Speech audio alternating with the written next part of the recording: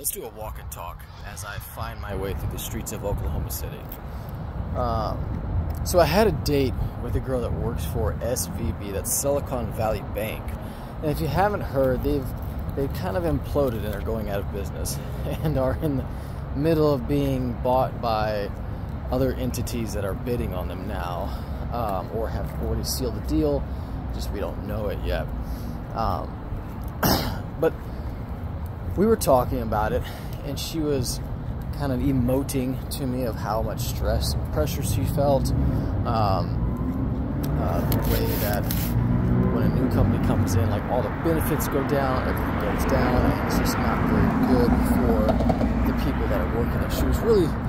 She was worried about her job, but she was also stressed about her finances and her well-being, right?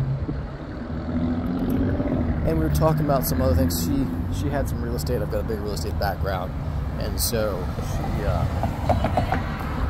were talking about she had bought a house in Austin during the pandemic, I think, and she's like, I got a great rate on it though,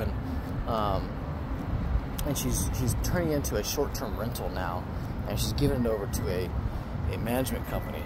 And when I said, well, do you have enough? You know, we're talking and everything. She makes a good wage at SVB, and works up to a lot for it. And so I asked her, I was like, well, hey, do you have enough money to, like, if you were laid off, you could make it for like 6, 9, 12 months or something like that, you know, have enough cash coming in. And the other item that she was stressed, and I asked this because the one thing that she said, she's like, you know, she's looking for another job, right? Everybody at SVB is looking for another job. And she said the market is frozen solid. No one's hiring. No one's doing it. I can't find a fucking job. And she was pissed, and she was angry, she was sad, she was stressed. She was all of these things. And so I asked her about this house and everything, and I said, you know, because it's not produced, so she's had to pay into it right now, and she's hoping it will produce in the future and everything. And I'm thinking, okay, that's not a good spot to be in, for one. Number two, we were talking, she was still going on and on. You kind of just want to let him vent for a little bit. And then eventually we kind of came back full circle, and I said, hey, well, this is a crazy idea that just came on my mind, but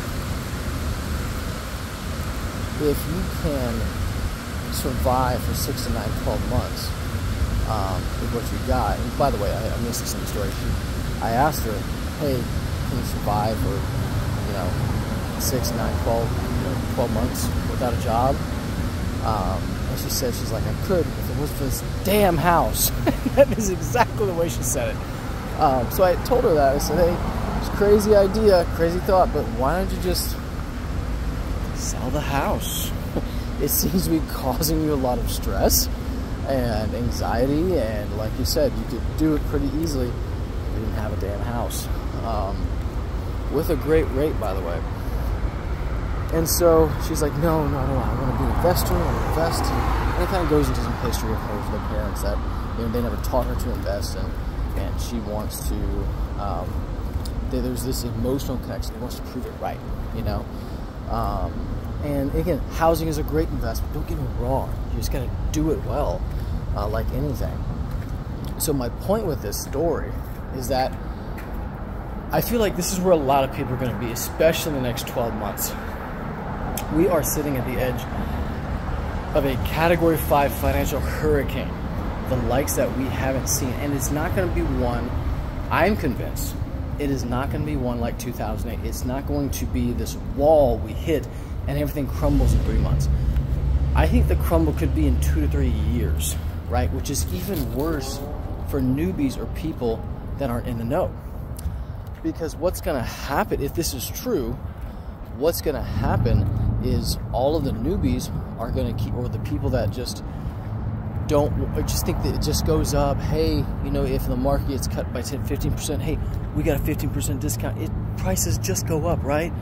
All that mentality of that things are going to be rosy and fine for whatever reason, completely ignoring that You know, down markets, recessions are a healthy part of an economy, because they expose bad deals, they expose bad operators, they expose bad risks, and they just recycle it to someone who is a better operator, a better buyer, a better risk taker, etc. And they buy for pennies on the dollar, right? And everybody who made the bad deal to the lender and everything gets bitten on it, right? And hopefully, the hope is that they'll learn the lesson, right? We will see if that is true in the future. But everyone I'm listening to is it's going to be a bad hurricane of a financial situation, right? And when I listened to this girl, I was thinking, I was like, man, I think this is where the average person is at, that they are holding on to hope. They're holding on to those houses, to this investment, to the stock market, to Bitcoin, to something, right? And they're under the impression that, hey, it's going to be okay, I can just ride this out, when in reality, they should be selling it and trying to hold cash or put into something that is going to make them money, that isn't going to cost them money, right? They should be more conservative with their portfolio, their where they're putting their money. Not a popular opinion right now, but a lot of times the good trades and the good moves never are. I tell you this story because I don't want this to be you. I don't want you to be under a ton of stress that I saw this girl in when housing goes down, when things don't work, investments don't work out the way you think they do, when that multifamily unit doesn't pan out, you get a cash call and you're like, what's happening? Why is this? You know, this is supposed to be a better deal, supposed to have a better operator, etc., etc. I don't want that to happen to you. I care about people even if I know you're not, because you're a person, damn it, and I can care about you. But I don't, there's just no need for it, right? But at the same time, what I saw in her is this emotional attachment, this connection. And when you get emotionally involved in your investments, a lot of times that's when they start to hurt you. And so I just want to throw this out there to make you think about it, to make you ask yourself, hey, is this genuinely a good deal? Is this genuinely a good investment? Or am I just living on fueling on hope, right? Because hope is going to get you hurt. I mean, just ask yourself, what in the world, what would have to happen to make this real estate, to make Bitcoin, to make the stock market, to make everything go back up and shoot up greater than it did in 2020 and 2021? What would have to happen to make that happen? And then ask yourself, is that happening? Because I'm not seeing any of it happening at all. In fact, I'm seeing the worst, the opposite, when the Fed says, hey, we're going to keep tightening. I mean, we're going to, as one guy I follow says, we're going to put your financial head underwater and hold you down, the economy down, until the bubbles stop coming up. And then we'll reverse and we'll lower interest rates. But until then, no. And I think Jay Powell may have some inkling to do it. I think he's going to hold interest rates longer than people expect, just to show the market that, hey, you're not in control. We, the Fed, still have credibility.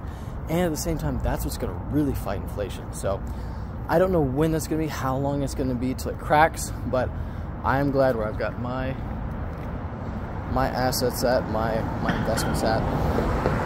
If you want to join me in that, you want more information, link is, there are some contact info below. Just give me a reach out to me, give me a call or something like that. And I'm trying to get in better shape, man. I feel winded just walking up a hill in Oklahoma City. Whew. Anyhow, I'll let you go with that. Hopefully it's good, something good to think about. Comment, post with any questions you got. I think I'm full of shit. I think I'm accurate. I do enjoy your comments and posts. I thank you for listening, and I'll see you later.